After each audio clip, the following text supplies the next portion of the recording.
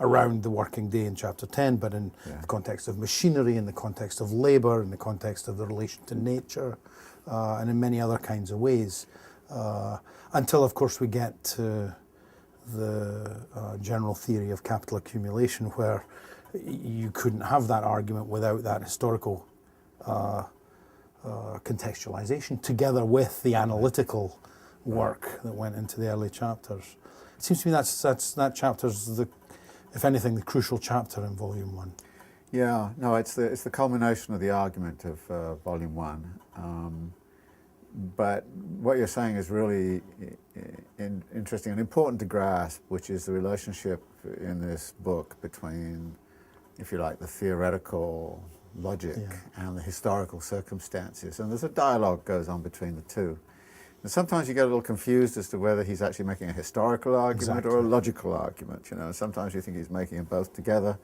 So there is an interesting sort of dialectic, if you like, between that. But in the chapter on the working day, what you see is, of course, a confrontation with actually existing circumstances. It's very, very historical, but you couldn't understand it unless you really understood the theoretical underpinning of it, which is, why is it that capitalists are so obsessed with other people's time? And what does it mean to be in a situation like I am a worker and have somebody else totally obsessed with commanding my time and commanding every second of it? So at that point, it becomes the two really merge together, both the theoretical and the historical. Now, when you get to the general law of capitalist accumulation, a number of complicated things are going on. There's a theoretical argument which actually stretches right back to the beginning, where you have to remember that this book is about a critique of political economy. And what was it the political economists were saying? And the political economists were saying, in aggregate, let the free market do its work, and everything will be okay. So, I mean, they weren't all saying that, but there was a kind of a free market utopianism around in Marx's time, and Marx said, all right, let us assume that you've constructed your utopia. And it's interesting that utopian vision of the market doing its work has been around us, of course, over the last 20 or 30 years. We're told again and again and again, let the market do its work and everything will be okay. Well, what Marx does in this chapter is to say, what will happen if we let the market do its work? The first thing is that you'll get more and more monopoly, which you're not supposed to have. You know, I mean, the idea is that capitalism should be competitive. And what Marx is showing is, well, in a utopian kind of free market, then what you get is, in the end, the big ones dominate. And of course, one of the things that's interesting to look at in our own history over the last 30 years is the degree to which we've been preached a lot about the free market, but at the same time, the incredible consolidation that's gone on in terms of oligopolies in pharmaceuticals and energy and all the rest of it. So it's self-destructive. So he says it's a self-destructive utopian vision. It's unstable. It's always going to end up in monopoly. The second thing is, will it work to the benefit of the worker? Because that's so we've been told, that if you let the free market do its work, then you as a worker will benefit. What Marx shows is, no, that's not going to happen at all. What happens in a free market society, if you push it that way, is that the rich get incredibly richer and the poor get incredibly poorer. And of course, what's happened over the last 30 years? The rich have got incredibly richer and the poor have got incredibly poorer. And this is the way, you know. So what Marx does is to prove rigorously, actually, that this is what a free market capitalism will produce. More and more monopoly and more social inequality. And I think those two propositions that come out in chapter 25 were predictions of what would happen if you went in that direction.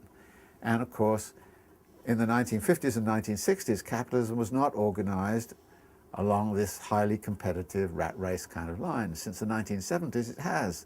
And so what we've seen is coming back closer and closer to Marx's prediction. And I think this is kind of a crucial chapter to understand both the theoretical argument and the relationship of that and the practical argument. But the practical argument is contingent. It doesn't say capitalism is bound to end up this way. It says capitalism will only end up this way if you believe that myth about the freedom of the market being the God to which we have to bow down and to whom we have to pay obeisance. So and I think it's a brilliant chapter in that kind of way. And of course right now I think it's devastatingly right. And it's so obviously true that this is what has happened and this is what's gone on. So I always kind of find that chapter a great moment in Capital to say this is the culmination of his argument of Volume 1. And this is where you're going to get to if you go this path, and wow, and everybody I think gets it immediately and says, yeah, we can see about how that's happened.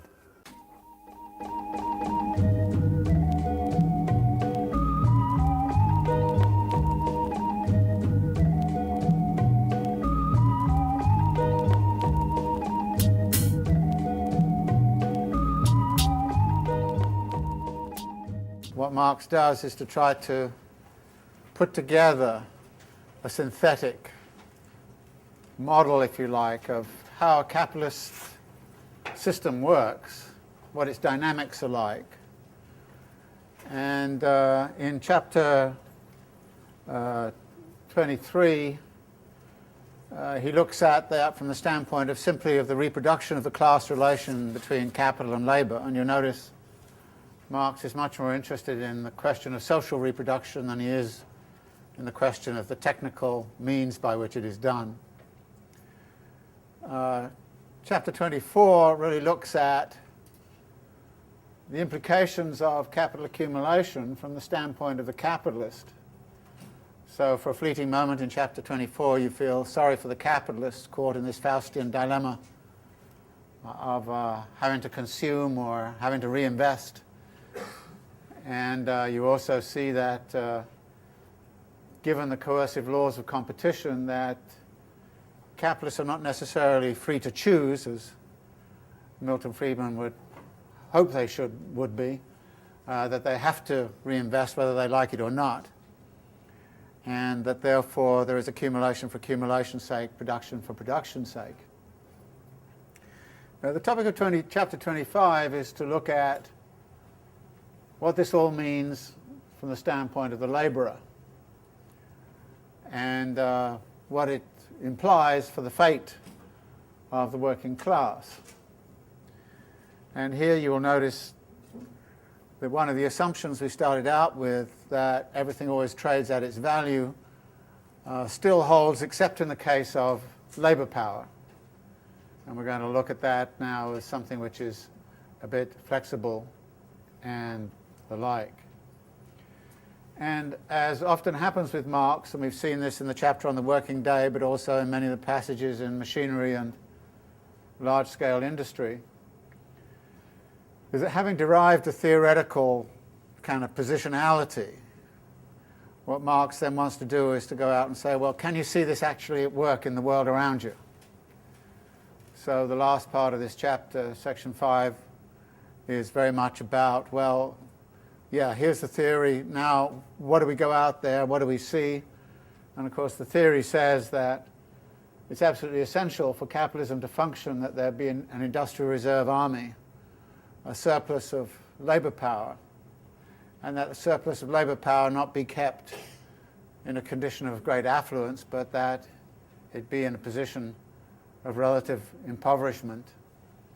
And so by looking at conditions of labour power in cities, but also, more importantly, in terms of rural areas of Britain, and then, of course, looking at the condition of the Irish in relationship to British industry, you get some explanation of why those structures in the population, which can be identified historically at that time, existed. So the theory is connected to the historical realities in this chapter. And I'm going to largely be concerned with the theory, but again I want to remind you that the theory that Marx is going to lay out here is not a theory devoid of assumptions.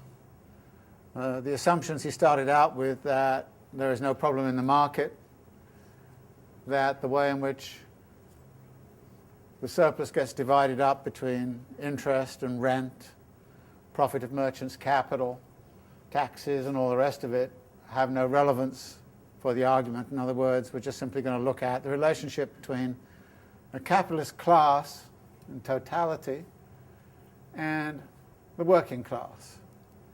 And that is an assumption which is not really warranted in terms of what actually goes on and what actually exists, but nevertheless it's one which will help us identify some of the basic dynamics with which Marx is concerned, as will the assumption that there is no problem in the market. Now, Marx starts off, however, with introducing three concepts. And we've encountered the concept of the organic composition of capital once before in Capital, but this is the first time that they're being laid out in general. And I have to say, actually, you could construct this argument here without these three concepts if you really needed to, but they are crucial to Marx's thinking, particularly when it comes to Volume 3 of Capital, and they have been crucial in a lot of the argument that has gone on over how to understand Marx's general theory of dynamics of capitalism. So we need to spend just a little bit of time on them. So he starts off then by saying that the composition of capital is to be understood in a twofold sense. The trouble is he then goes on immediately to identify it in a threefold sense. It's a twofold sense. As value, it is determined by the proportion in which it is divided into constant capital, or the value of means of production, and variable capital, the value of labour power, the sum total of wages. And he then goes on to talk about the physical composition of capital, which he calls the technical composition of capital. And he insists, he says, there is a close correlation between the two. To express this, I call the value composition of capital, insofar as it is determined by its technical composition and mirrors the changes in the latter, the organic composition of capital. Wherever I refer to the composition of capital without further qualification, its organic composition is always understood. Now, what does this really amount to? We have, first of all, technical composition.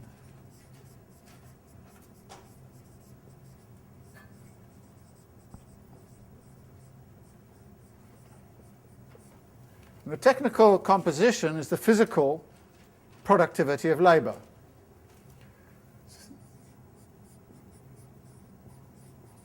And its typical measure would be number of widgets produced per worker hour, tons of steel produced per worker hour. It's a very physical thing. And obviously, technological change alters these physical ratios. Increasing productivity means that the number of widgets per hour increases. So it's a physical thing. The value composition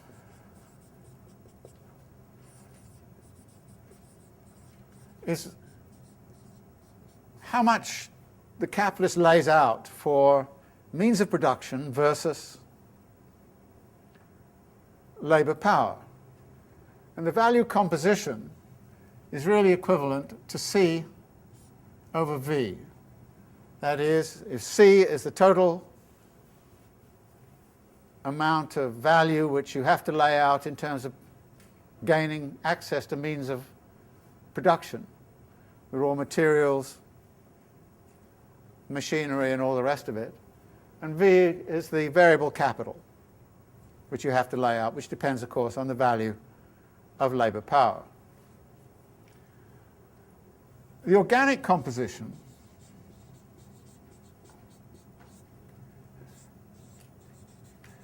is this value composition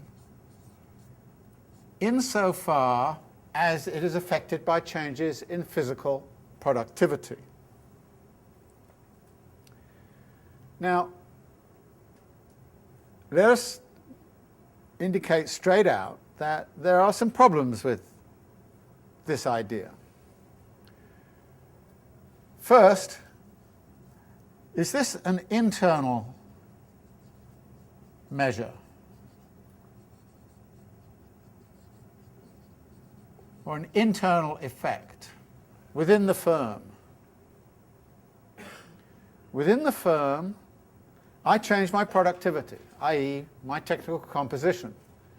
I therefore have to go out into the market and I have to buy more means of production and maybe less labour power. So as a particular entrepreneur in a particular industry, the ratio of C over V that I'm utilising may change for that reason. But then there are external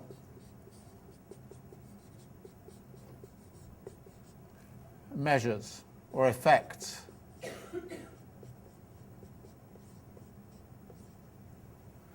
Let's suppose that there is technological change going on in the production of intermediate inputs, production of means of production. That will mean that I have to lay out less in the way of C because the value of C is falling because of a rising productivity in the industries that are producing cotton thread, for example. So the industries that are producing cotton thread become much more productive, cotton thread becomes much cheaper, I have to lay out less in the way of C. Similarly, remember what happens to V. As industries which are producing wage goods increasing productivity, V goes down. So there are all kinds of interactive market effects which can also go on as a result of these technical changes. Changing technical composition of capital in a given industry, which is producing means of production for another industry. These are going to affect the C over V ratios. Now, it's not clear from Marx's presentation in this chapter whether he's talking about internal measures only, that is, not including all of these interaction effects, or whether he's also including all of these interaction effects. In fact, he does at some point indicate he understands there may be interaction effects, but these interaction effects are, in his view, relatively muted for reasons that we'll come back to. Now, there is a third possibility. That is, the value composition of capital, C over V, is subject to all kinds of other influences. For example, the discovery of a new set of resources, new oil wells, or so that suddenly the cost of acquiring a raw material goes down. Bad harvests over a series of years, in which case the value of cotton rises. Like the value of wheat is rising right now for those kinds of reasons. And we also saw in the chapter earlier where there are all sorts of other ways in which capitalists can gain surplus value. Free goods, second-hand machinery, for example, or machinery which is outdated but which you can continue to employ for free. So there are all sorts of other elements in here that can affect the value composition. So we can actually suggest that there is a good reason why Marx distinguished between value composition and organic composition, because he wants to talk about the value composition insofar as it's affected by technical changes and technical and organizational changes that affect physical productivity. So that organic composition refers to that, the value composition, as it is affected by this.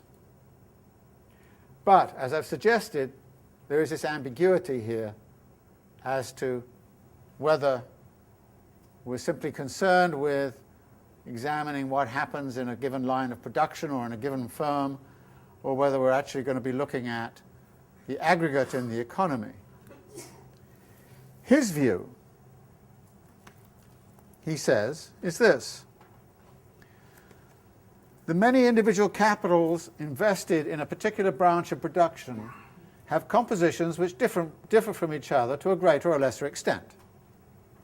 Some lines of production are capital intensive, or C intensive if you want to call it that. Others are labour intensive, or V intensive.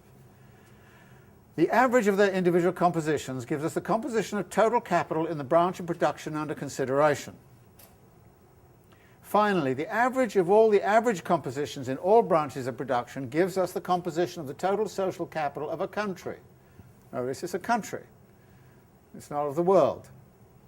And it is with this alone that we are concerned here in the final analysis. So it seems like he's saying both the internal and the external, after they're all taken into account, run together, that those should be what I understand by the organic composition.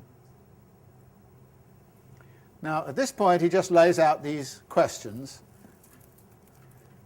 before he then goes on to talk through what, in effect, is a simple first model of accumulation dynamics.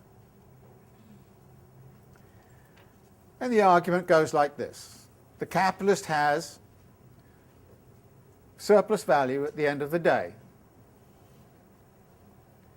This surplus value, some of it is going to be reaccumulated. For the moment, we're going to assume there is no technological change, no changing productivity. If part of that surplus value is going to be reinvested, then you need more labour.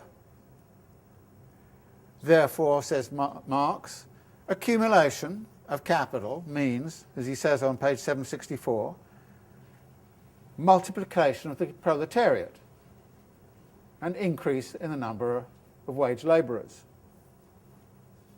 Now, where does this labour surplus come from?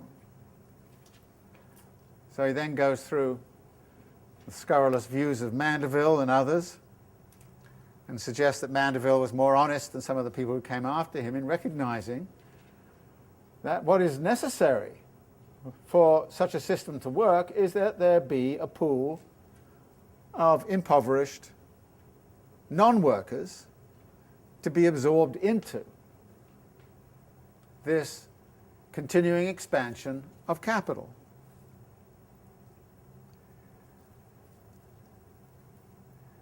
And he says on page 765, what Mandeville, an honest man with a clear mind, had not yet grasped was the fact that the mechanism of the accumulation process itself not only increases the amount of capital, but also the mass of the labouring poor, i.e. the wage labourers, who turn their labour power into force for increasing the valorisation of growing capital.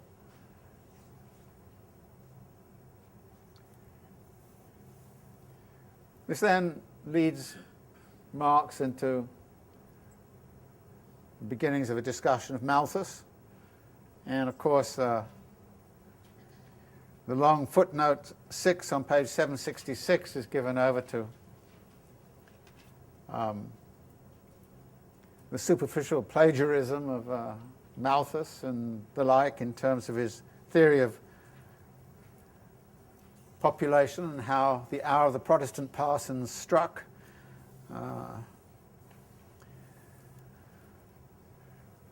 But he then comes back on 768 to say this: under the conditions of accumulation, we have assumed so far, notice assumed, conditions which are the most favourable to the workers. Their relation of dependence on capital takes on forms which are endurable, or as Eden says, easy and liberal.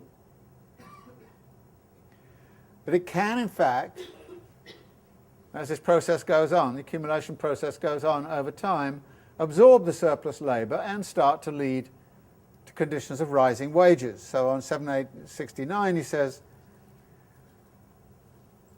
there can be a rise in the price of labour as a consequence of the accumulation of capital, but he says this only means in fact that the length and weight of the golden chain the wage labourer has already forged for himself, allow it to be loosened somewhat.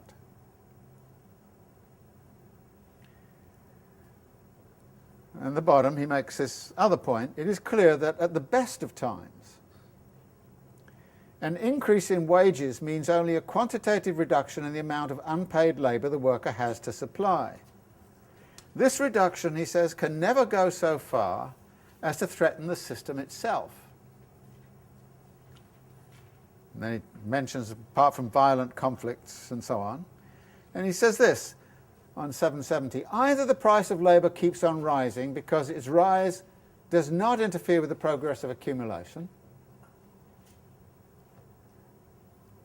or, about 10 lines down, the other alternative, accumulation slackens as a result of the rise in the price of labour because the stimulus of gain is blunted. The rate of accumulation lessens, but this means that the primary cause of that lessening itself vanishes: the disproportion between capital and exploitable labour power. The mechanism of the capitalist production process removes the very obstacles it temporarily creates. The price of labour falls again to a level corresponding with capital's requirements for self-valorisation.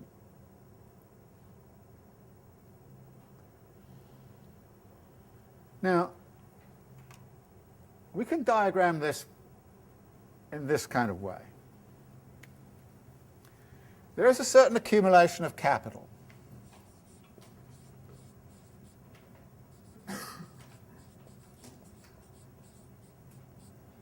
An accumulation of surplus value. Part of that surplus value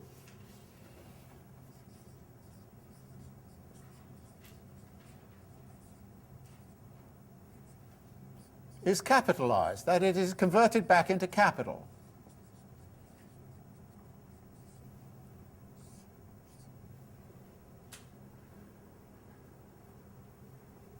This generates increase demand for labour, for labour power.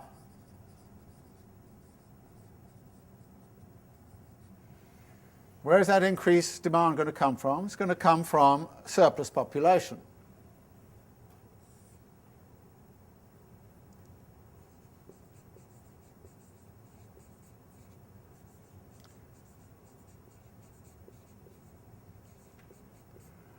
Over time, what will happen is there will be an absorption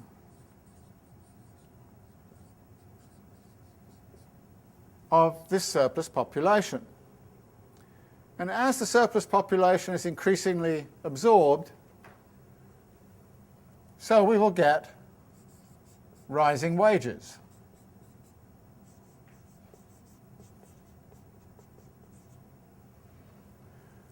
Which either does not interfere at all with the accumulation process, or if it does, means less surplus value for the capitalist, which means less surplus value gets accumulated, which means there's less surplus value for reinvestment and capitalization.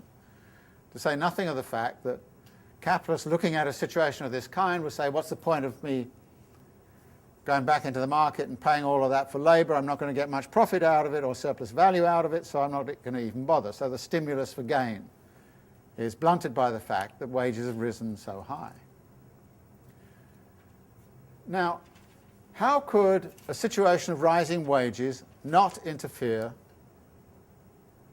with the accumulation of capital? Can you remember a situation where we discussed that that could happen? In the theory of relative surplus value,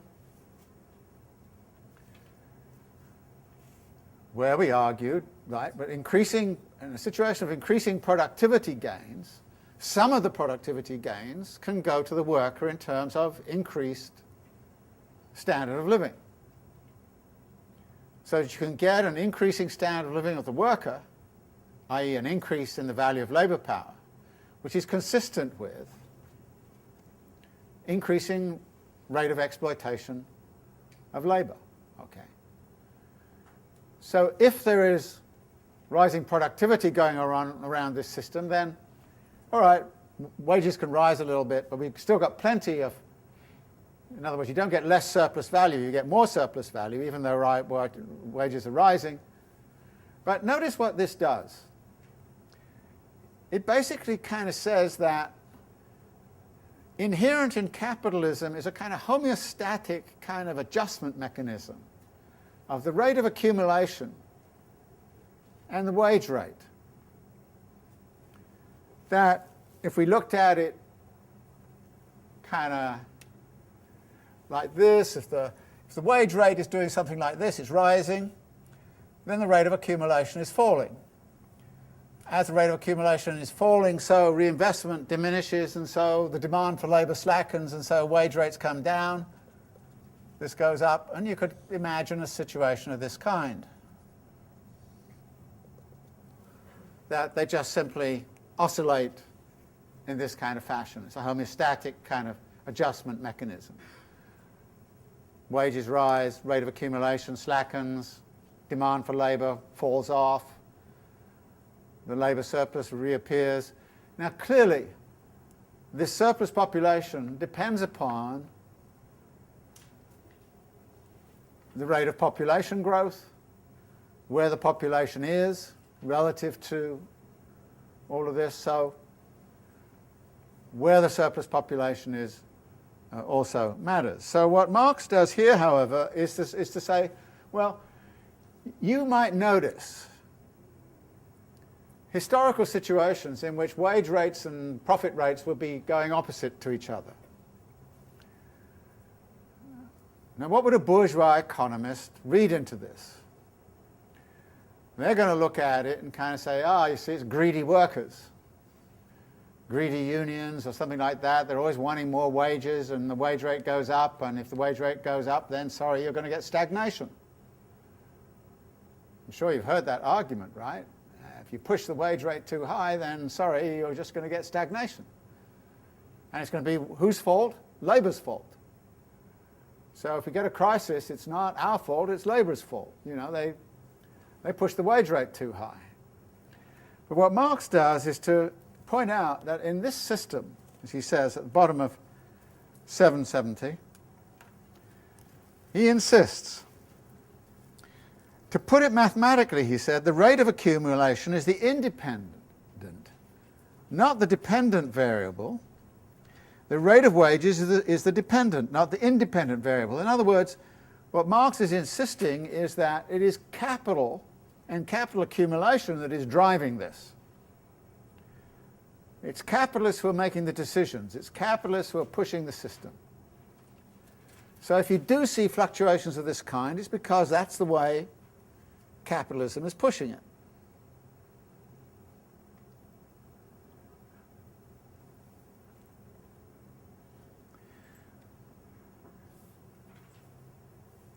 So this then leads Marx into consideration of what he calls the so-called natural law of population on 771s. You can tell this is coming given his stuff about Malthus. But he really describes exactly what we've just gone through very succinctly in the middle of 771. He says, if the quantity of unpaid labour supplied by the working class and accumulated by the capitalist class increases so rapidly that its transformation into capital requires an extraordinary addition of paid labour, then wages rise, and all other circumstances remaining equal, the unpaid labour diminishes in proportion. But as soon as this diminution touches the point at which the surplus labour that nourishes capital is no longer supplied in normal quantity, a reaction sets in. A smaller part of revenue is capitalised, accumulation slows down, and the rising movement of wages comes up against an obstacle. The rise of wages is therefore confined within limits that not only leave intact the foundations of the capitalist system, but also secure its reproduction on an increasing scale. So this is, if you like, the description of a simple model of the dynamics of accumulation. Which then takes us into part 2, 772. What Marx wants to do here is to say, well, this argument we've just made pays absolutely no mind to technological change. That is, you're assuming that technology remains constant in this first version. He says, so far we have considered only one special phase of this process, that in which the increase of capital occurs while the technical composition of capital remains constant. But we know it does not remain constant from the theory of relative surplus value.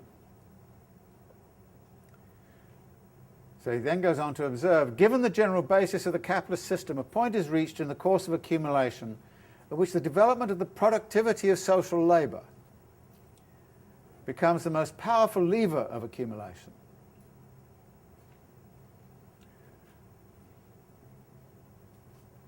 So we're now going to look at this model, if you like, when we introduce into it the dynamics of relative surplus value seeking and technological and organizational change.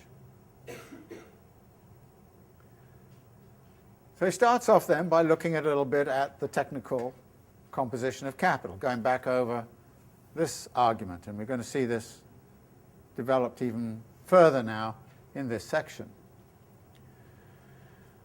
As far as the technical conditions are concerned, there are both causes and consequences, he says, of changing value composition.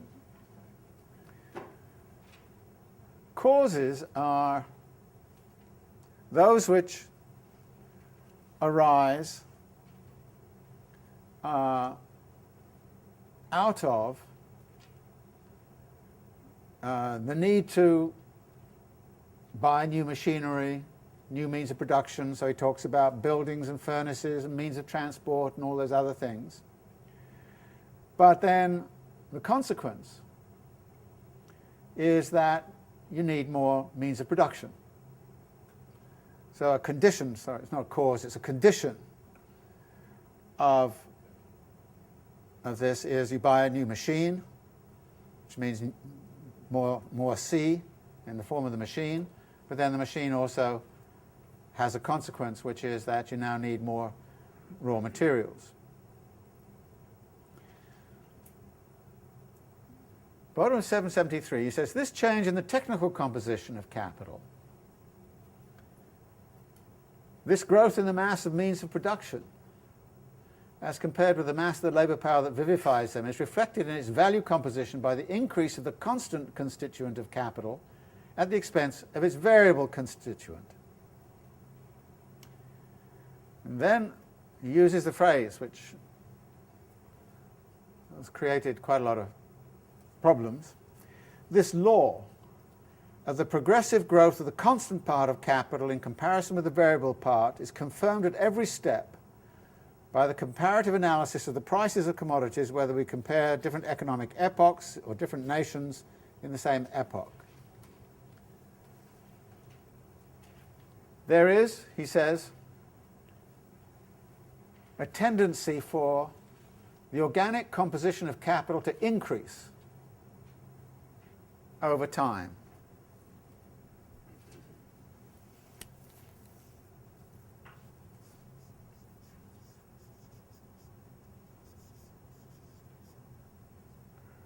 And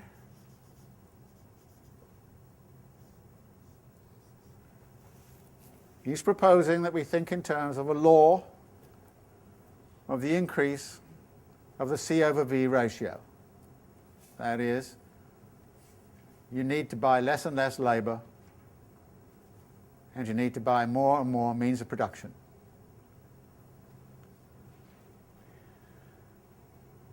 Interestingly,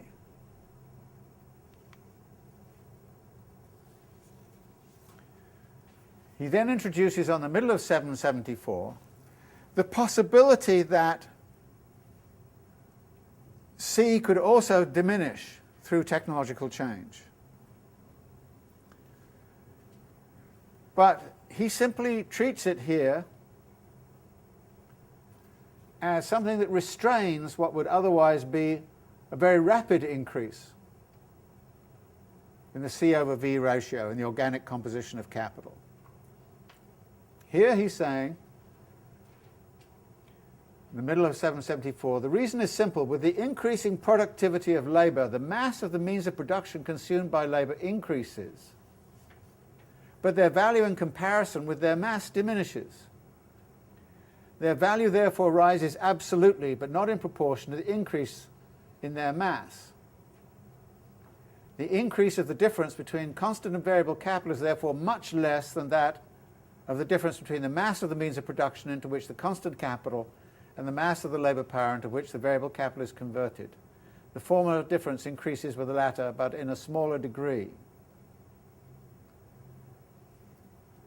In other words, yes, you can get constant capital saving innovations which reduce the value of constant capital, but this simply holds down what Marx sees as an inexorable law of the rising organic composition of capital. That, in short, capitalism is going to become increasingly capital intensive over time, as opposed to labour intensive. And he then uses some examples. Now, what this means is that the mass of surplus value that the capitalist can gain diminishes unless you can raise the rate of exploitation. And this is a problem. And in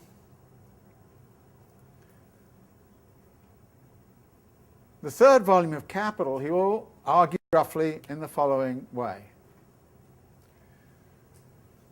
The rate of profit is equivalent to S over C plus V, the surplus over the total capital advanced. Now, by a little bit of algebraic manipulation, you can turn this into that this is equivalent to the rate of exploitation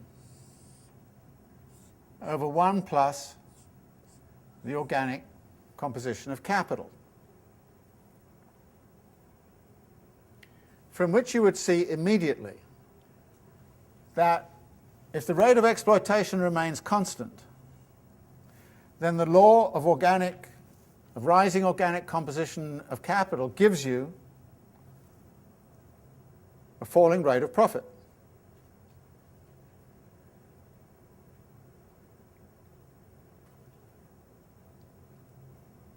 This quantity becomes larger and larger and larger.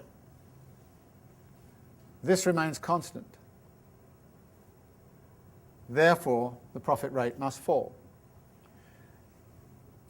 And this is the simplest version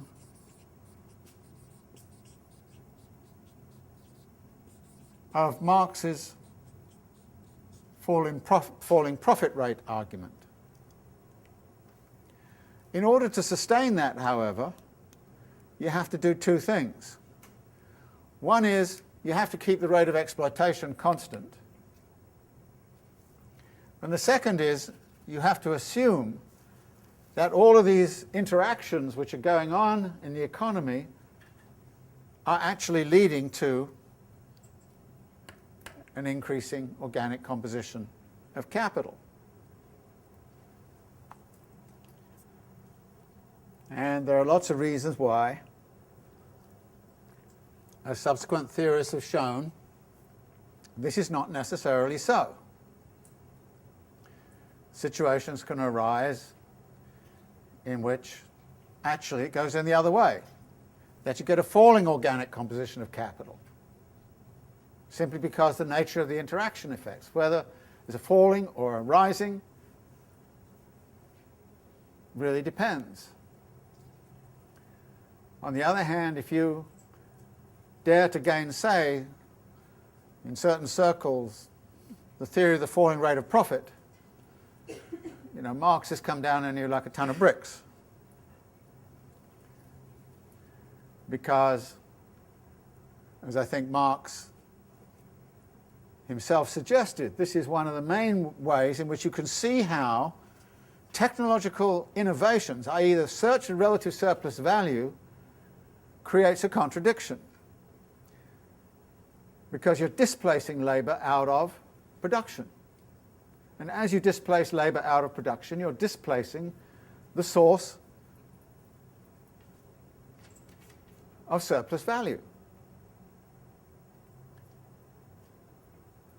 My own view of it, for what it's worth, is that technological dynamism is indeed a potent source of contradictions within this system.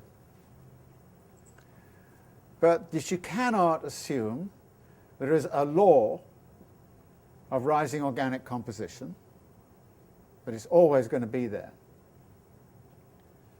Nor can you necessarily assume that there is a law of falling rates of profit. Situations arise in which, yes, indeed, the rising organic composition gets turned into falling profit rates.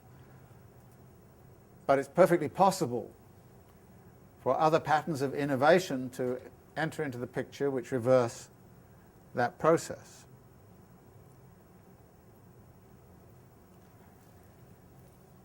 So, this is the reason these concepts are important and why you have to think about them. Because they're foundational for what happens in Volume 3 of Capital, and part of Marx's argument there. But what is brilliant about the argument is that most of the classical political economists, including Ricardo, believed in a falling rate of profit. Many of them thought in terms of capitalism in the end winding down. Ricardo, for example, talks about the inevitable demise of a capitalist system because it will not be able to sustain itself. But all of them actually appealed to Malthus and the idea of resource constraints and what is known as diminishing returns in agriculture. That there would be an inherent barrier to increasing productivity in agriculture. And that therefore the end of capitalism was essentially legislated in terms of its relation to nature. What Marx says is no, there is a way you can talk about a falling rate of profit which has nothing to do with nature. It has to do with the internal contradictions of capitalism. As he says of Ricardo, it says, Ricardo, when faced with the idea of a crisis, took refuge in organic chemistry. And he says you can't do that. If there is going to be a crisis of capitalism, it's going to be a crisis which is generated by its own internal contradictions. And I think his intuitions are absolutely correct. That one of the centerpieces of those contradictions lies in the dynamic and trajectory of technological and organizational changes. And that these technological and organizational changes are highly disruptive, in some instances, of the capacity to gain surplus value. The trouble is here, he's put it in this kind of law form, and the law form is where we hit some of the problems. Now, this then leads him, however, to say that, of course, this rising organic composition of capital doesn't mean less surplus value for the capitalist, provided that you actually expand your labour force dramatically. That is, by increasing production. You accelerate accumulation. As he says on 774, the progress of accumulation lessens the relative magnitude of the variable part of capital, but this by no means thereby excludes the possibility of a rise in its absolute magnitude. Then he goes through this example. He says, well, let's suppose the C over V ratio rises, but if in the meantime the original capital, say £6,000, has increased to 18,000, its variable constituent has also increased, in fact, by 20%. It was £3,000, it is now 3,600 out of 18,000.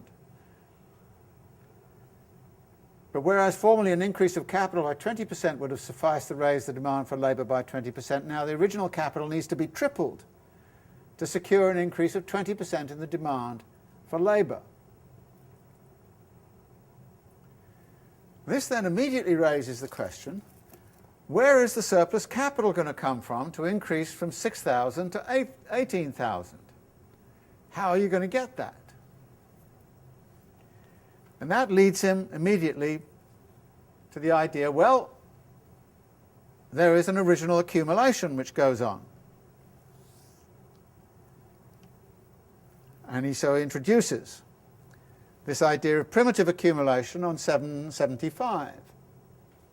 The capitalists go out there and they rob people to get the extra 18, or get the extra £12,000 they need.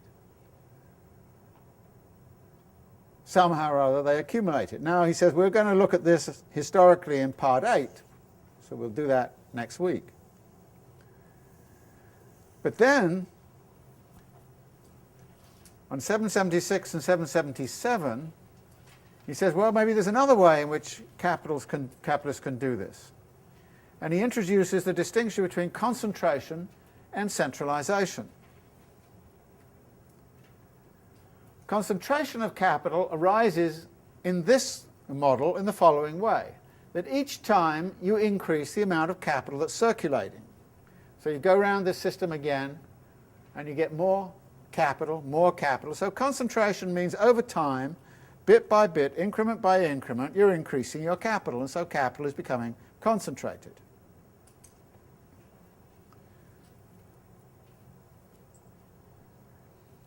But he then introduces something which I think is always important, because sometimes people talk about a law of increasing concentration and centralization.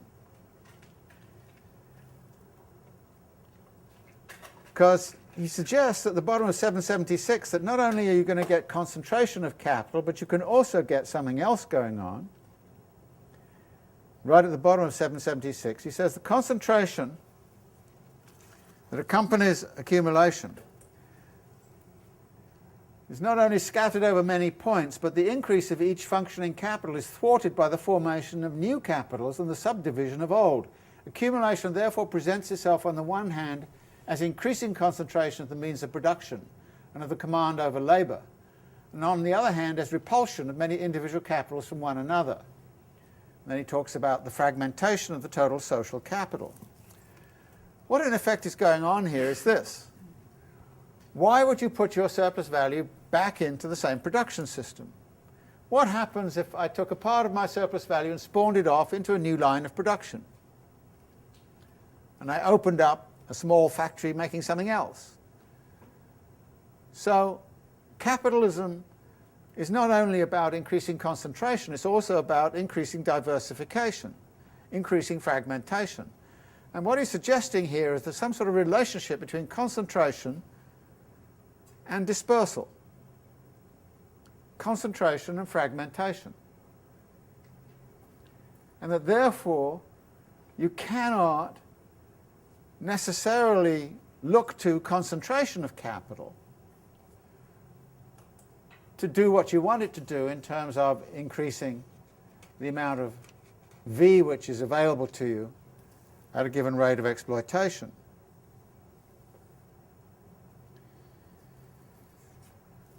So there is something else which he introduces, centralization of capital. Centralization is effectively taking people over, takeovers, mergers, driving people out of competition and taking over their businesses, hostile takeovers, and the like. And what he's pointing to here is a very important process which goes on in capitalism, which is about centralization, and we start to see how it works, and he introduces at the bottom of 777 a very important idea which he's not going to take up, which is the role of the credit system in doing this. He talks about various mechanisms whereby larger capitals can take over smaller through competition and the like, but then he kind of says, apart from this, an altogether new force comes into existence with the development of production, the credit system. In its first stages, this system furtively creeps in as the humble assistant of accumulation, drawing into the hands of individual or associated capitalists by invisible threads the money resources which lie scattered in larger or smaller amounts over the surface of society. But it soon becomes a new and terrible weapon in the battle of competition and is finally transformed into an enormous social mechanism for the centralization of capitals. Now, of course, one of the main businesses of Wall Street these days is asset and merger activity. I mean, the centralization of capital that's going on and has gone on under neoliberalism has been absolutely astonishing. Oil companies, pharmaceutical companies, they're all kind of constantly merging into each other, telecommunications companies. I mean, they're all constantly merging into each other. And asset and merger activities is just one of the big businesses of Wall Street. And of course, this is about precisely the centralization of capital. And what does the centralization of capital do to the workers? Well, it doesn't do them any good, that's for sure. It usually destroys worker organisation and worker contracts, increases the rate of exploitation, and the like. So what Marx is onto here is the beginnings of a centralisation process in which the credit system starts to play a central role. And we would argue, I think, today that this is, of course, one of the huge drivers of the economy. And Marx is seeing its potential here. But having said that, all he does then is to say that these levers of centralisation, which are competition and credit, draws together individual capitals and deals with this problem of how to get the extra £12,000. You get it through centralisation. As he says at the bottom of 779, centralisation can grow into powerful masses in a single hand in one place.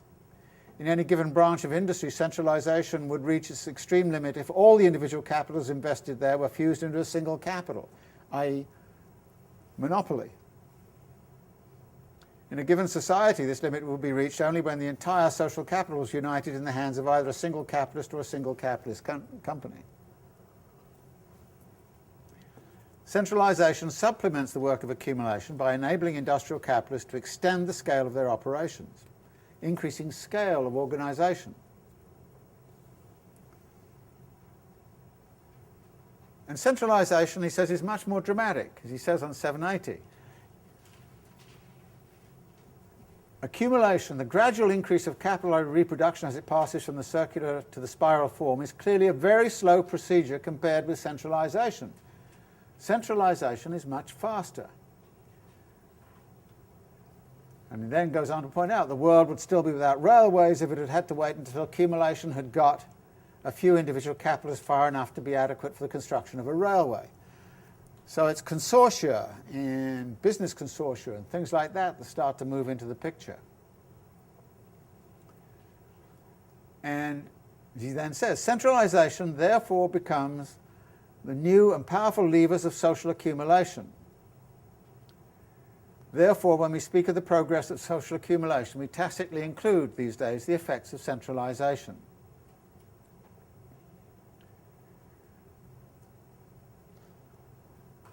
But this doesn't necessarily solve the problem of less and less labour being employed. As he says right at the end, on the one hand, therefore, the additional capital formed in the course of further accumulation attracts fewer and fewer workers in proportion to its magnitude. On the other hand, the old capital, periodically reproduced with a new composition, repels more and more of the workers formerly employed by it. So what's coming out here is these processes of transformation,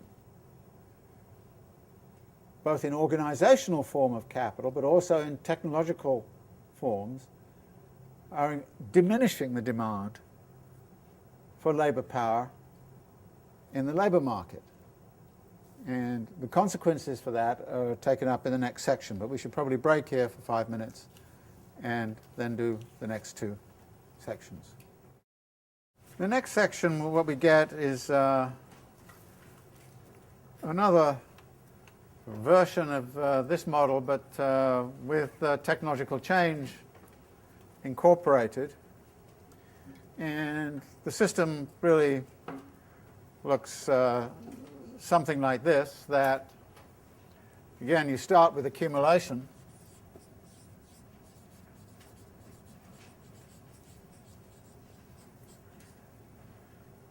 But in this instance, we're going to talk about reinvestment, capitalized surplus value,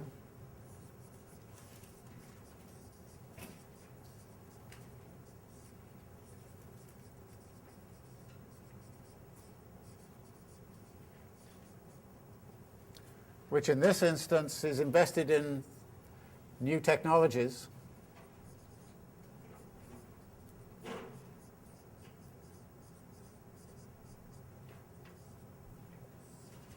which reduces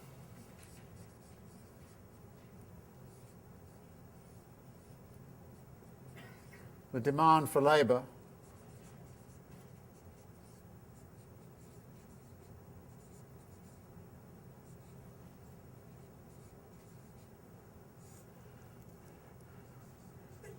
produces a surplus population,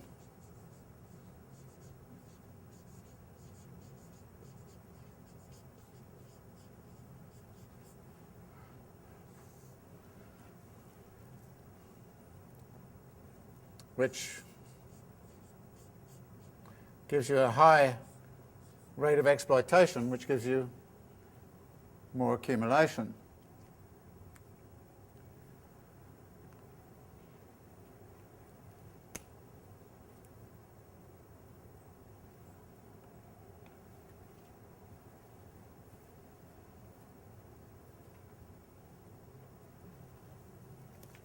So he starts off by again assuming a rising organic composition of capital,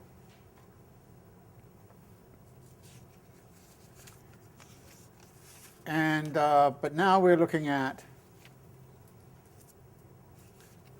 this dynamic in which technological change is becoming central. The demand for labour, he says at the bottom of 781, is determined not by the extent of the total capital but by its variable constituent alone, and this falls relatively to the magnitude of the total capital and at an accelerated rate as this magnitude increases. So the variable capital becomes a constantly diminishing proportion. The consequence is, on 782 in the middle here, he says, but in fact, it is capitalist accumulation itself that constantly produces, and produces indeed in direct relation with its own energy and extent, a relatively redundant working population, i.e. a population which is superfluous to capital's average requirements for its own valorization and is therefore a surplus population.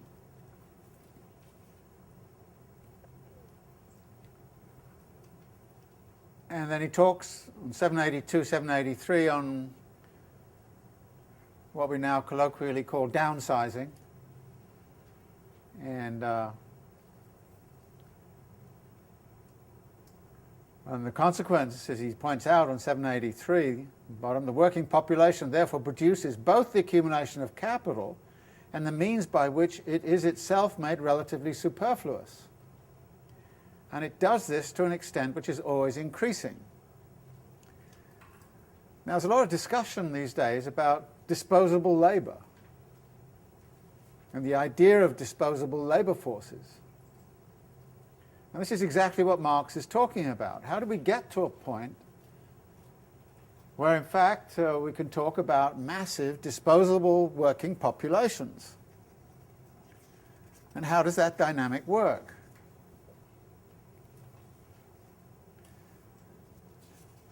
And this leads Marx then to point out, the bottom of 783, the working population therefore produces both the accumulation, and I've just read that, this is a law of population peculiar to the capitalist mode of production. And in fact, every particular historical mode of production has its own special laws of population, which are historically valid within that particular sphere. An abstract law of population exists only for plants and animals, and even then, only in the absence of any historical intervention by man. What he's saying here is that Malthus had this law of population that explained poverty, again, because of these two forces of tendency to increase of population on the part of the labouring classes in relationship to scarcities in nature.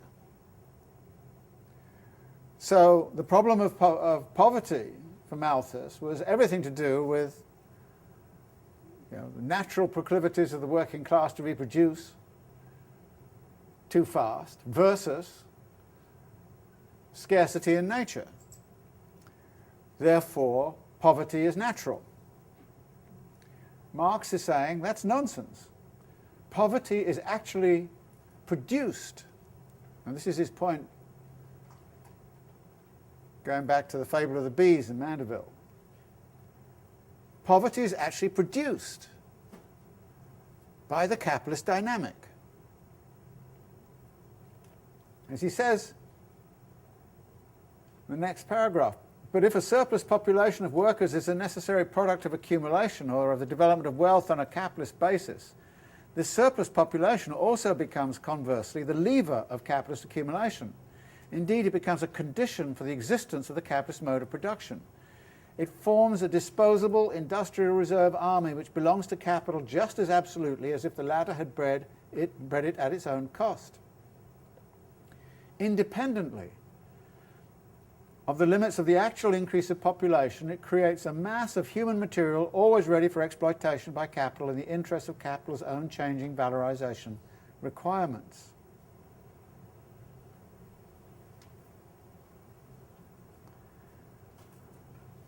And then he talks about varying phases of reabsorption of some of this surplus that is thrown out of work and then throwing them out of work by another round of technological change. And as he says, this sophisticated system was not really possible in capitalism's infancy. And again, he comes back to the irony on 786 when he says, this increase of a surplus population is effected by the simple process that constantly sets free a part of the working class. Sets them free by engaging in technologically induced unemployment. Some kind of freedom that is. And he says again and again that the existence of a surplus population is absolutely crucial.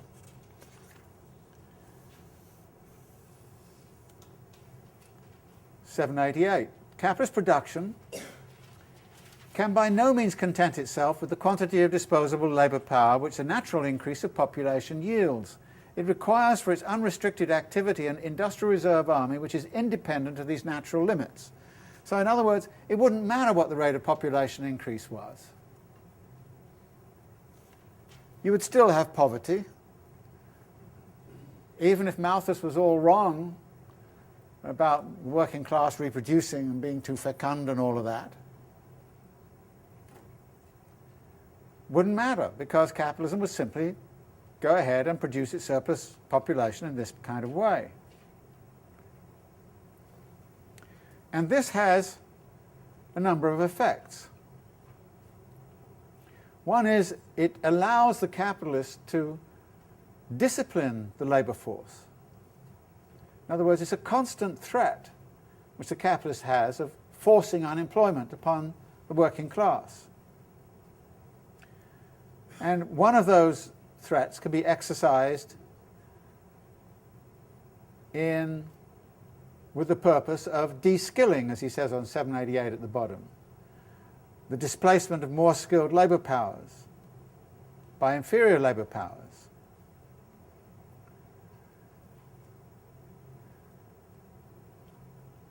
It also allows, as he says on the next page,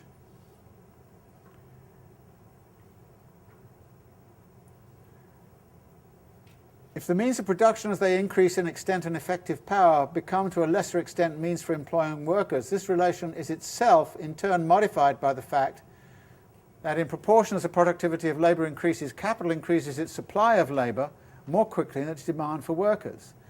The overwork of the employed part of the working class swells the ranks of its reserve.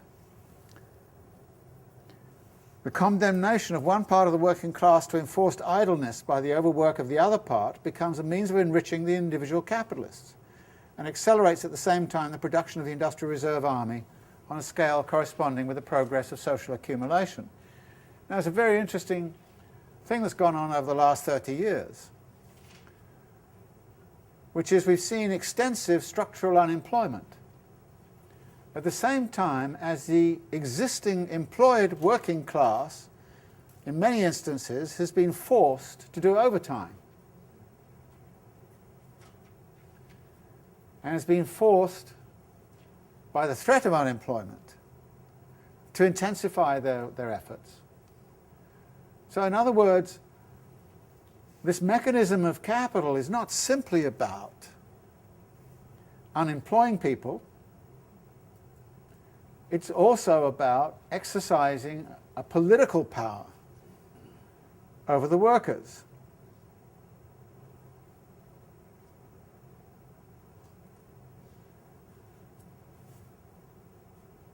The result, he says, is that the general movement of wages, in turn, 790, are exclusively regulated by the expansion and contraction of the industrial reserve army, and this in turn corresponds to the periodic alternations of the industrial cycle. Then on 792 in the middle, the industrial reserve army during the periods of stagnation and average prosperity weighs down the active army of workers. During the periods of overproduction and feverish activity, it puts a curb on their pretensions. The relative surplus population is therefore the background against which the law of the demand and supply of labour does its work. It confines the field of action of this law to the limits absolutely convenient to capital's drive to exploit and dominate the workers. Here we're taking up the idea of technological change, organisational change, as a weapon of class struggle with a vengeance. We've come across it in the chapter on machinery. And the oddity of this, he then remarks in 793, is that the demand for labour is not identical with increase of capital, nor is supply of labour identical with increase of the working class. It is not a case of two independent forces working on each other. Capital acts on both sides at once. Capital, in fact, controls the demand for labour, at the same time as it also controls the supply of a surplus population, a relative surplus population and industrial reserve army.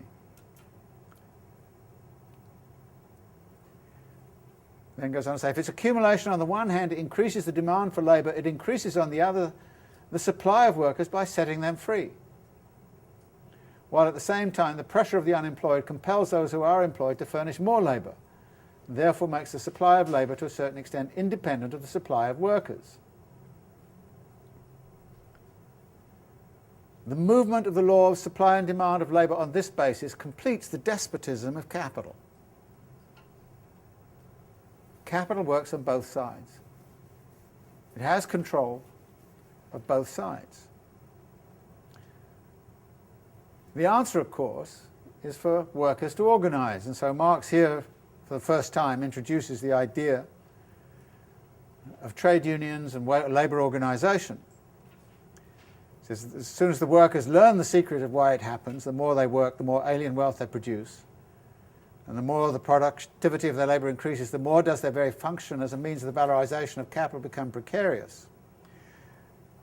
As soon as by setting up trade unions, etc., they try to organise planned cooperation between the employed and the unemployed in order to obviate or to weaken the ruinous effects of this natural law of capitalist production on their class, so soon does capital and its sycophant political economy cry out at the infringement of the eternal and, so to speak, sacred law of supply and demand. Every combination between employed and unemployed disturbs the pure action of this law. And then Marx introduces the idea of colonies and so on as an industrial reserve army, or prevent this creation of industrial reserve army.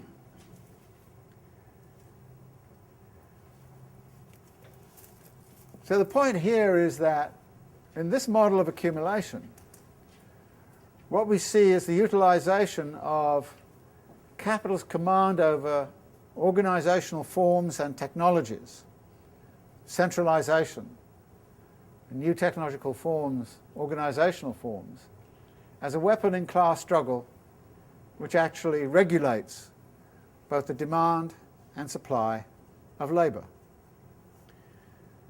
And this is, if you like, the more sophisticated version of the model of capital accumulation which Marx constructs. And as we'll see in the next section,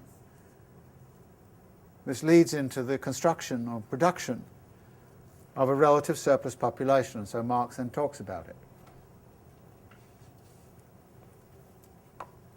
But I would just like to pause here, I think, and ask if you've got any kind of questions about these two models and the bit in between about organic and value and technical composition.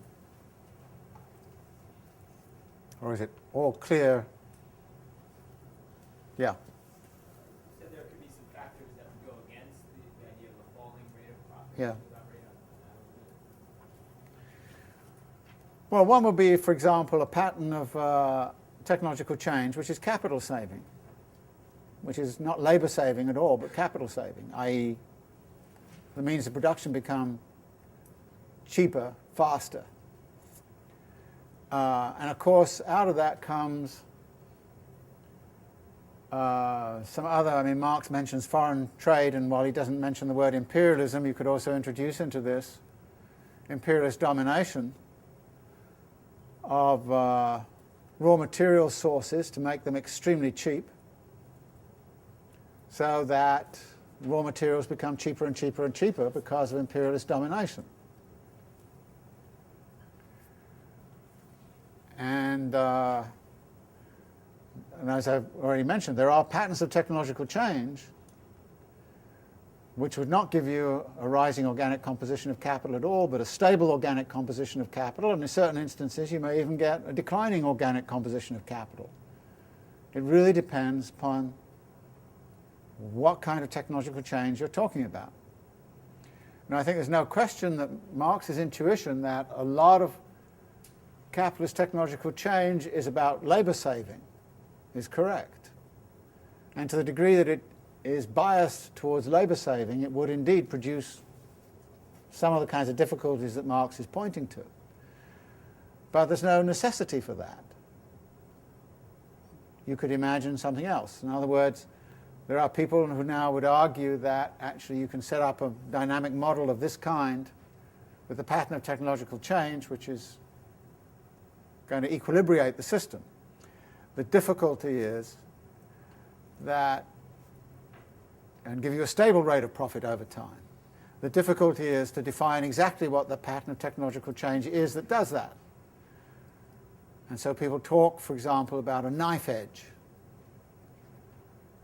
of the appropriate technological change which is going to keep you in balance. You move too far in one direction, you get a crisis of the sort that Marx is talking about. You move too far in the other direction, you've got another kind of crisis.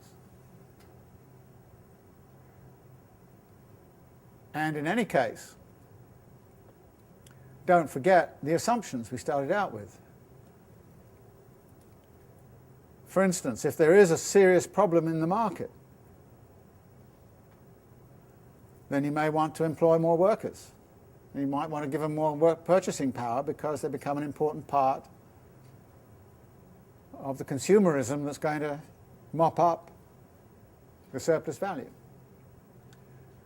We've ruled that out by assumption so far, we assume that's not a problem, but you can see that indeed that could be a problem, in which case you wouldn't want to go this way anyway.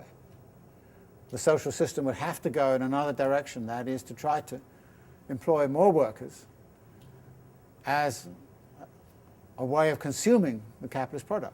Otherwise you've got a problem of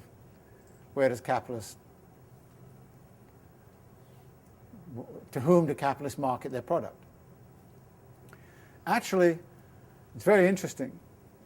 Marx himself, at various points, both in the Grundrisse and in Volume 3 of Capital, talked about counteracting influences. And he changes his language in Volume 3. The falling rate of profit goes from being a law to being a law of a tendency to being a tendency. So you see he's beginning to kind of see there may be some problems with it.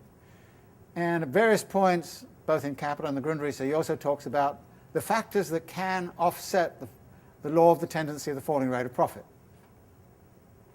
And by the time you've gone through all of those factors, you say to yourself, well, you know, if you add all of these up, this law of the falling rate of profit is no law. It's an inherent tendency, which you can see there, and it has elements of truth to it, but you can't call it a mechanical law.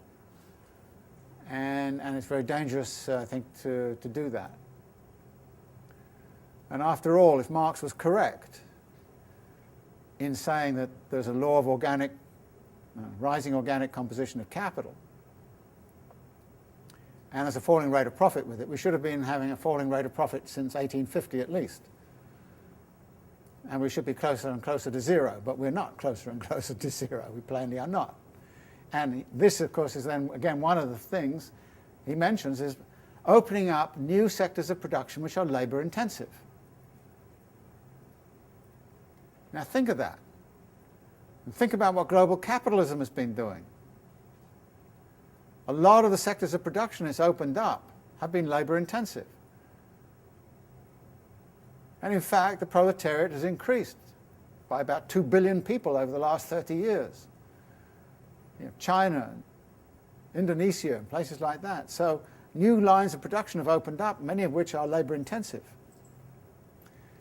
And actually, interestingly, in China, they're even in some instances dismantling these new technologies, which are highly capital intensive, because they're so expensive.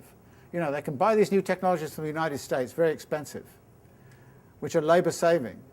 Or they can actually reinvent the production process, which is labor intensive. And in many instances they've done that. They've gone back to labor intensive. They say, well, why should we buy this expensive piece of machinery when we have these incredible available labor resources around? Which then, by the way, brings back one point of limitation on this new technologies stuff. Can you remember what it is that puts a limitation on the employment of new machines?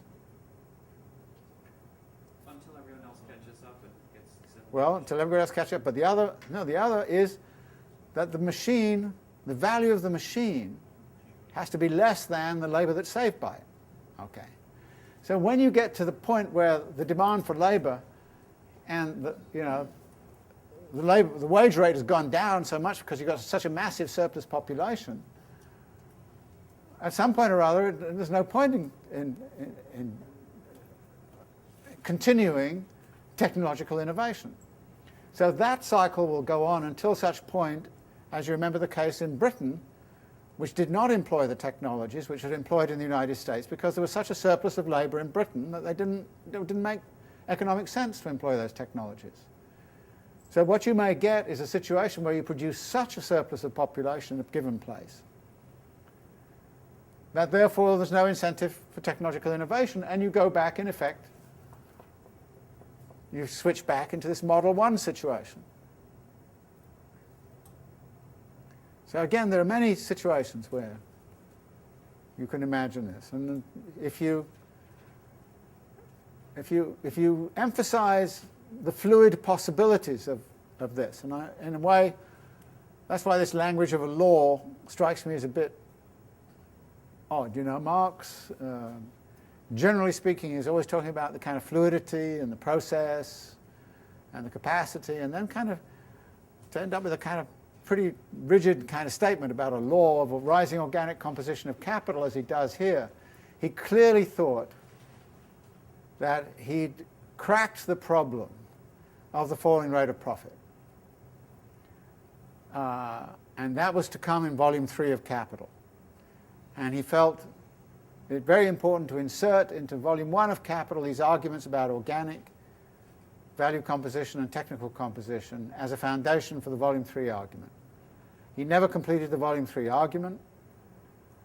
It's a bit all over the place, and as I've suggested to you, the language there switches from law to law of a tendency to tendency, and in any case, there are all these counteracting forces which exist. But I think, as always with Marx, he's onto something which is important, but the way he's voiced it here is in this kind of seemingly kind of rigid sort of form, which I think many subsequent theorists have suggested doesn't really work. And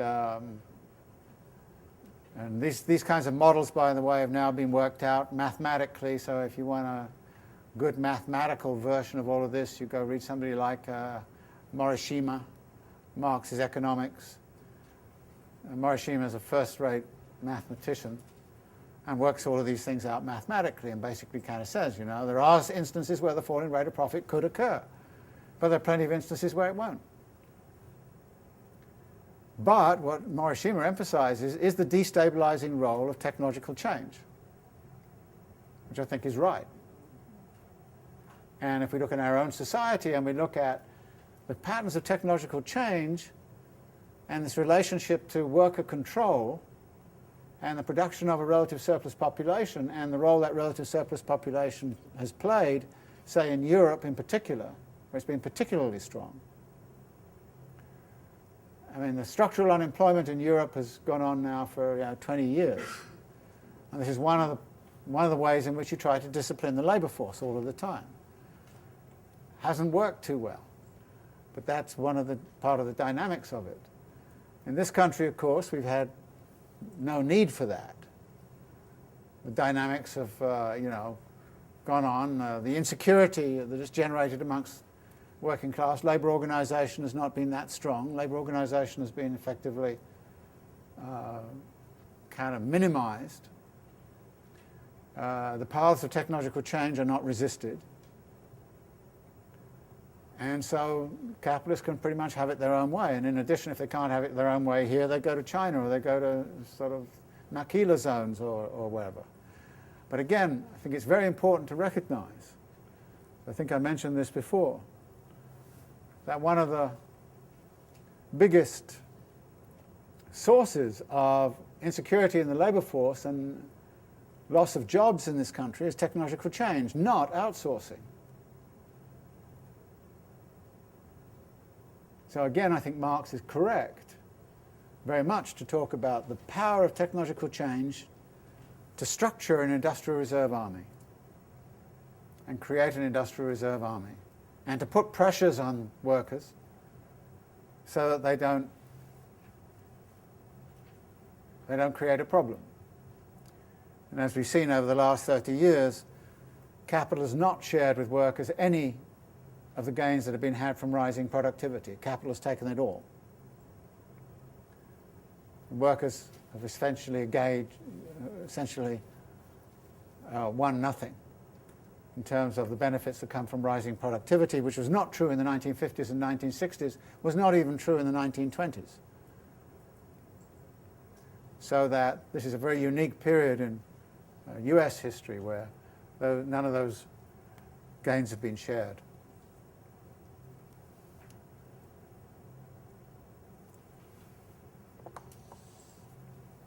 Okay, so there are other questions. Let's go on to look at section 4.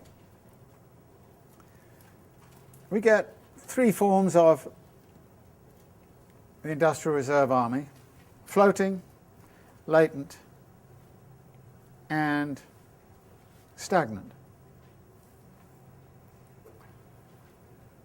The floating essentially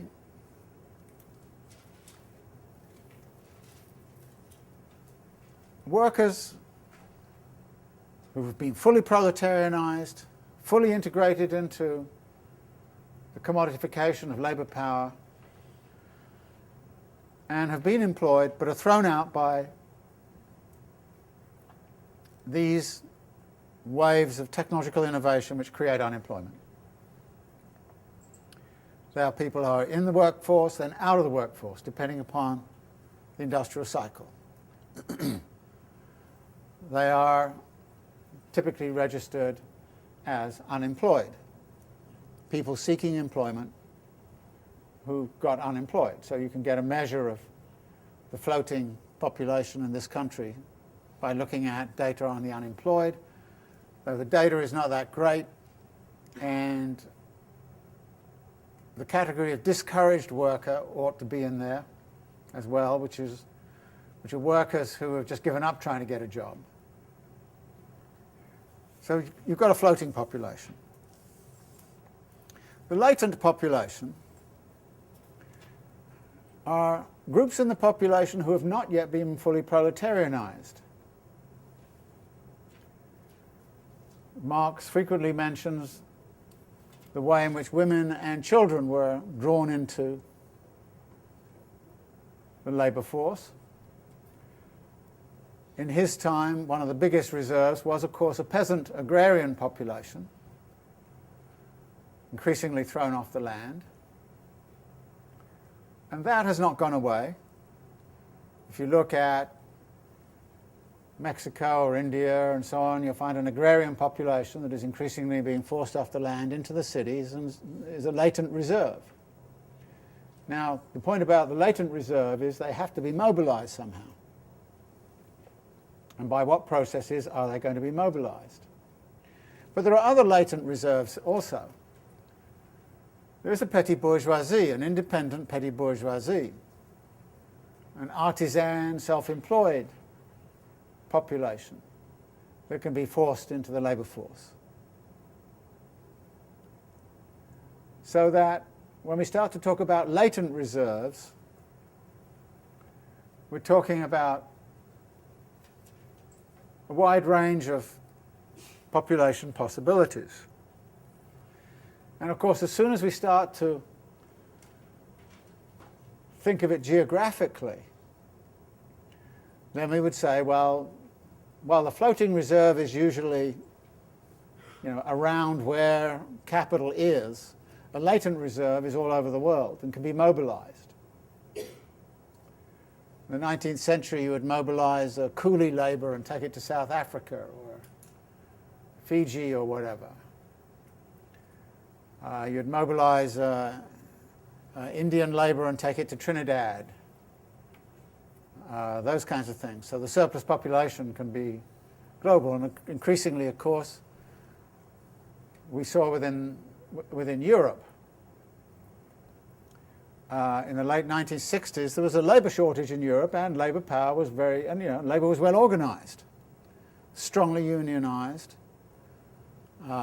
Socialist parties, communist parties.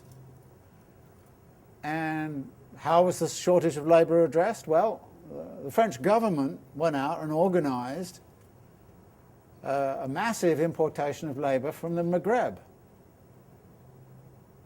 And this was official government policy in the 1970s. And they brought them into the car factories and many other areas. I mean, Renault was kind of... Maghrebians came into the factories.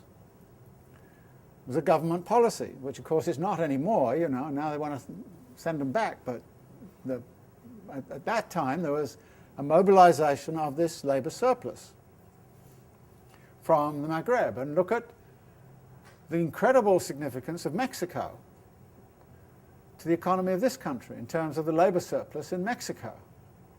And it's not only in Mexico, it's elsewhere, you know, much of Latin America, but the Mexican labour surplus is absolutely crucial as a threat against American labour, but also it has to be mobilised, which is why all of this stuff about immigration is getting so kind of interesting, because the more you keep Mexican labour out, the less the threat of that labour surplus becomes. And if you really shut it all out, and we've already seen agribusiness, they're already hurting. They haven't got the labour surplus. They're, you know, strawberries are rotting in the fields and apples aren't being picked off the trees because the labour surplus isn't available. The immigration stuff is there. So the whole kind of question of where is the labour surplus and how it is mobilised. And the history of where that latent surplus is and how it gets mobilised in relationship to the dynamics of capital accumulation is in itself a very fascinating history. I mean, countries like Sweden maintain full employment, and everybody said, see, you can have full employment in a country like Sweden, and this, what Marx is talking about, doesn't work. And the answer to that is, well, but, you know, there are all these labourers coming from Yugoslavia, Turkey.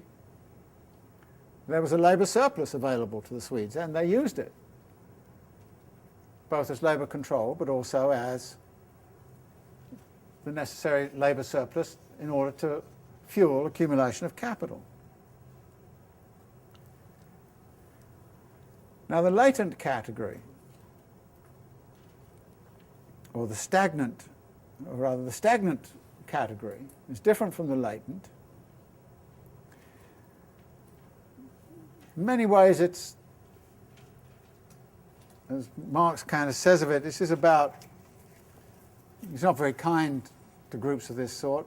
This is your lumpen proletariat, the almost unemployable population.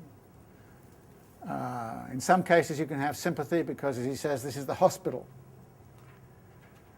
of the reserve army. And there are people who are so destroyed mentally or physically that they really cannot, it's very hard to mobilize them into the population. You can in extremis. I guess it's what William Julius Wilson liked to call the underclass. A term I don't like, but any more than I like the term lumpen proletariat. But what Marx is talking about is there is a group in the population that has been in the proletariat, but which can no longer function for a variety of reasons as part of that proletariat. Now, this then leads into the production of pauperism. And as he says on 798, the more extensive, finally, the pauperized sections of the working class in the industrial reserve army, the greater is official pauperism. This is the absolute general law of capitalist accumulation. Again, this is strong language. The absolute general law of capitalist accumulation. But then, of course, he introduces his modifier. Like all other laws, it is modified in its working by many circumstances, the analysis of which does not concern us here. Nevertheless, it's a very strong statement, but you know, it's got his modifier. So, The first word of this adaptation, he says, is the creation of a relative surplus population or industrial reserve army. Its last word is the misery of constantly expanding strata of the active army of labour and the dead weight of pauperism.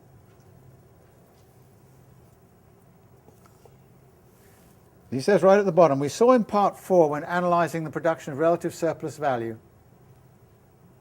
that within the capitalist system all methods for raising the social productivity of labour are put into effect at the cost of the individual worker. That all means for the development of production undergo a dialectical inversion so that they become means of domination and exploitation of the producers. They distort the worker into a fragment of a man. They degrade him to the level of an appendage of a machine. They destroy the actual content of his labour by turning it into torment. They alienate from him the intellectual potentialities of the labour process in the same proportion as science is incorporated in it as an independent power.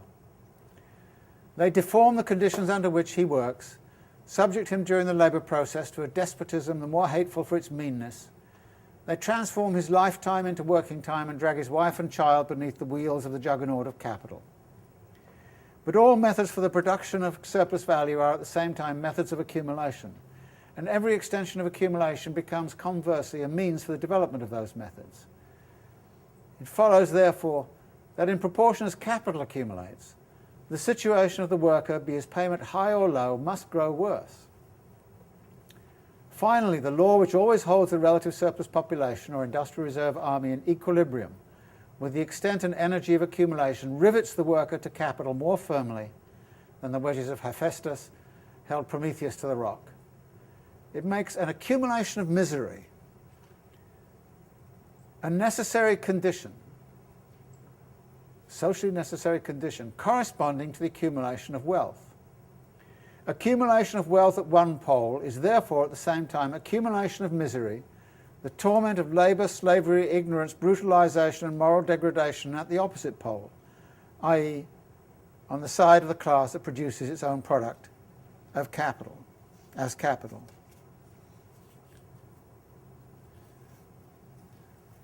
Now,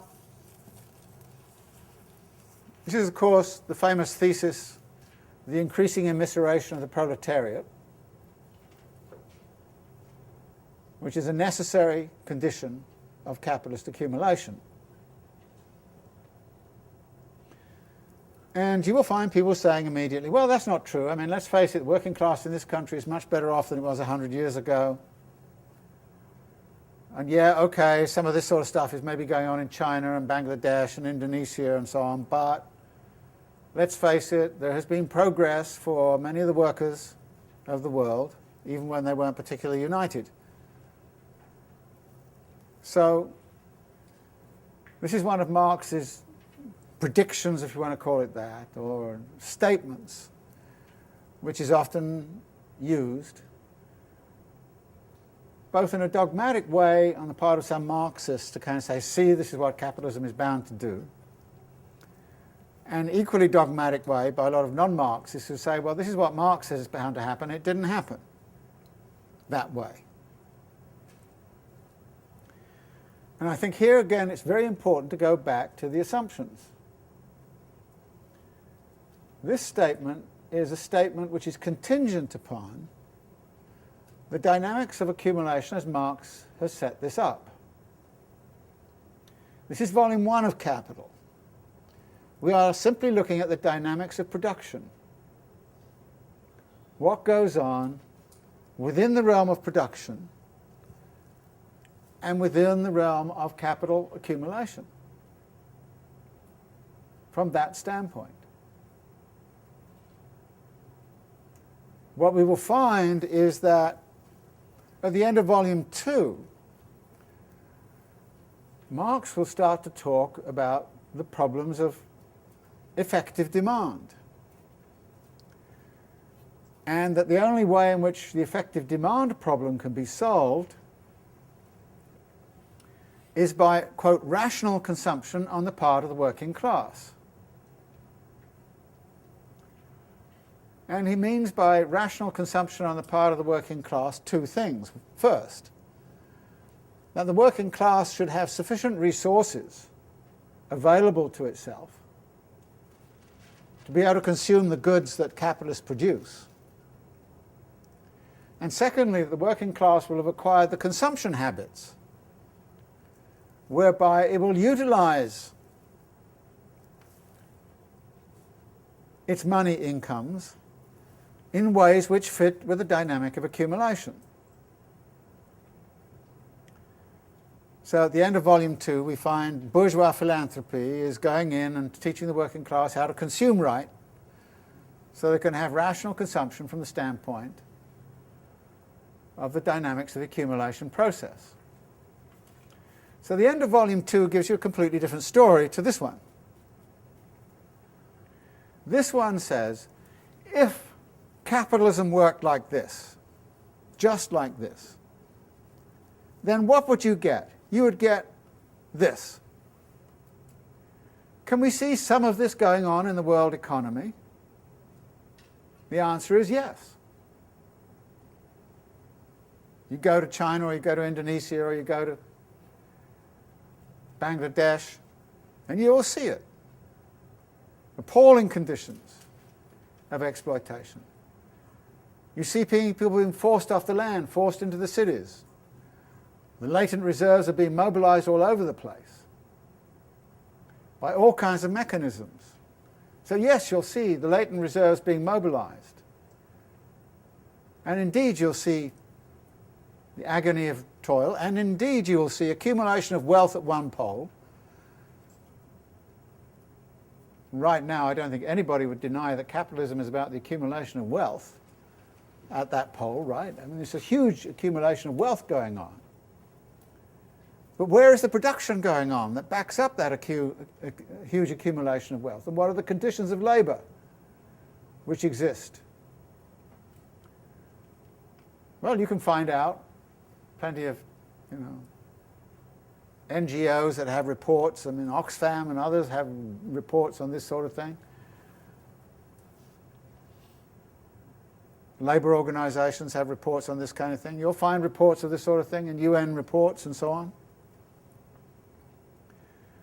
So yes, indeed, accumulation of wealth at one pole and accumulation of misery at the other pole. And in many respects, over the last 30 years, the accumulation of wealth at the one pole has gone astronomically high. And the accumulation of misery at the other end has gone very much in the other direction. In other words, in many respects, whereas in the 1950s and the 1960s, when you had strong labour organisations and social democratic parties and a lot of political pressure on the consumer side and all the rest of it, you'd argue that in aggregate, the whole kind of question of rational consumption was crucial. Get the people to consume automobiles. How do you do that? You build cities where the only way you can get around is with automobiles. Things of that sort. Which means that workers have to have money to buy automobiles and buy the gasoline and all the things that go with it. So indeed, this was not happening in the core parts of the world where capitalism was very well established. But since the kind of neoliberal agenda has taken off, since the 1970s or so, this has increasingly happened. Working class in this country hasn't gone anywhere, but workers have been absorbed into, about 2 billion of them since 1970, have been mobilized in from the latent reserves into active membership of the proletariat, not least in China, but also, of course, in the Soviet Union, the ex-Soviet Union, and also in several of those countries like India and so on, which had large agrarian bases sometimes in Latin America too, so that the latent reserves have been really pulled in over the last 30 years. And you would argue that you're pretty close You're much closer to this story that's told at the end of Volume 1 now than you were 30 years ago. And that, in a curious kind of way, is predictable. You see, because what Marx has done, and remember this, what Marx has done is to take the words of the classical political economists seriously and imagine we are in a perfectly competitive market society. In other words, he's taken the utopian vision, liberal vision, taken it at its word, and then said, what is the consequence of trying to construct a society around that utopian vision? Adam Smith said what? The consequence is everybody's going to be better off. Marx's argument is the closer you get to that utopian vision, the closer you get to accumulation of wealth at one pole and an accumulation of misery at the other pole. And that was how it was working in the 19th century, and that's what the neoliberal economic and political project has yielded us over the last 30 years. In other words, it's brought us back much closer to the Volume 1 analysis, to the degree that capitalism has changed its trajectory and moved back towards that liberal utopian vision in neoliberal guise. So Marx, in a sense, has taken the classical political economists seriously, at their word, step by step shown us how the dynamic of capitalism works, and brought us to the point of saying, if capitalism works this way, and under the assumptions we've already laid out at the beginning, then this is the result that's going to come out. So why would anybody in their right mind take this particular path? Well, the answer is obvious. It's obviously the wealthy, right? And who put us on this path, this neoliberal path? Well, it was the wealthy who were deciding they weren't getting enough. The wealthy weren't getting enough surplus value. Wages and real wages were going too high. We have to do something about it. What are we going to do? We launch into this version of the model, really push the technological change big time, at the same time as we discipline labour and we outsource and we do all those other things, mobilize the latent populations, and that's what globalization has been about. It's about creating the necessary conditions which allow this result to be achieved, in which there's an immense accumulation of wealth at one pole, with no mind as to what goes on at the other pole. Now what Marx does in section 5, as I've suggested to you, is to sort of then talk about what's going on all over the place in Britain at that time. We could write section 5 about conditions of labour in Nike factories and Gap factories and all the rest of it in Guatemala and maquila zones and in China and all the rest of it. We could write this stuff. It's not hard to go to the reports in the press and assemble this.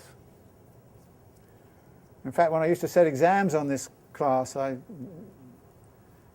6 years ago, one of the exams I set was, imagine you've had a letter from your parents at home saying, oh, I hear you're taking a course on Marx's Capital.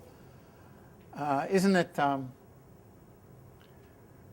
I guess it's pretty interesting that once upon a time capital worked like that, but thank God it's no longer like that. And then I gave them a great wad of newspaper accounts from respectable sources like the New York Times about, Indonesian factories and Vietnamese factories and what's going on in Guatemala and what happened to Kathy Lee Gifford when she found out that all of her nice clothing system was being produced in Guatemala by 13-year-old kids who hadn't been paid for 6 months. All those kinds of things. So I said, why don't you, so then construct a letter back to your parents explaining this. So they did, and then I kind of asked them, I said, well, did you send it? I said, no, no. Because it is actually really quite shocking right now. I mean, you go into that literature, and you don't have to go far to find a vast literature in which you could construct the equivalent of Section 5 around this thesis and just show how this is going on globally without any difficulty whatsoever. And that, again, I think is a tribute to Marx's strength of analysis, that he brings you to the point where you can see clearly that a free market system will produce this result to the degree that it's followed, including, by the way, and this is interesting, including the increasing centralization of capital. That the free market system is going to disrupt and destroy its own conditions by actually tending more and more to oligopoly and monopoly and all the rest of it. And that the centralization of capital will go on apace as well. And if you ask yourself the question, has the centralization of capital increased dramatically over the last 30 years? I think the answer is, oh yes. So in fact you can defend Marx in a conditional kind of way. You can defend Marx in this statement by saying, well, you know, we know that's not the whole story. Like all other laws, it is modified in its working by many circumstances, the analysis of which does not concern us here. Da, da, da, da. You can introduce the qualifiers, but it certainly tells us something about one of the major trends within a free market capitalism, and where those trends are directed and where they're likely to go. And to the degree that they've gone there, it gives you a great deal, I think, of confidence in Marx's analysis, that this is the way the system works. And how it got there and how it all started is, of course, one of the other big questions which we'll deal with next time. So we're out of time now, so next time I want you to read the whole of Part 8, short chapters, not too long, and we need to talk through this. This is, of course, the historical origins of this whole system. This, if you like, is where it's going to. What we've been looking at here is where it's going to, all other things being equal, which they never are. What we're now going to look at is where it came from and how it originated. Okay, so next week we'll take up Part 8.